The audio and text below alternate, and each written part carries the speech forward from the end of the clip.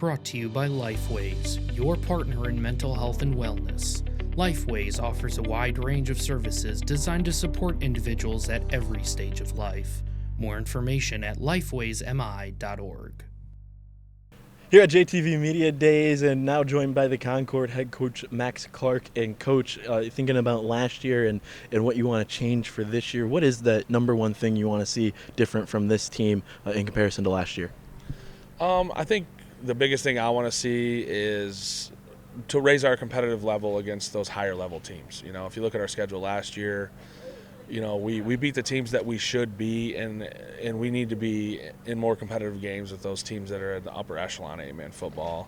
You know, I think we've done a lot, added a lot to this offseason. The kids really committed and did a great job. They worked their butts off all year, so I think we're on the way. So.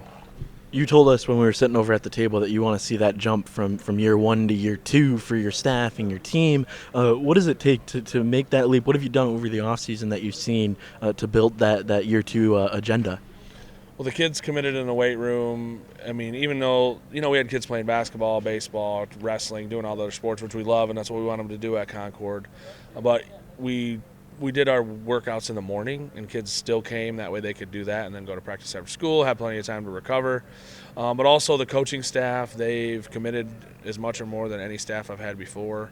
You know, twice a month through the winter, once a month in the spring, and they all came to the football camp. They don't miss anything.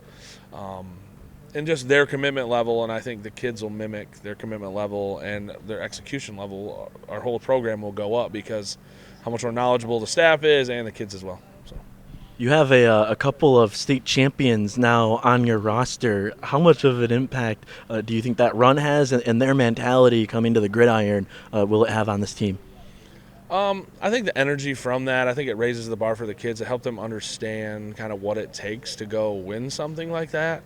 Having those guys on our roster, it's great because it just kind of will verify how important it is to work hard and the commitment level it takes, because I can use that as a reference. I can point to that, and then, you know, and me and Coach Gill are great friends. He'll be around the program, and we all want to see everything win at Concord, so we're pretty excited about it.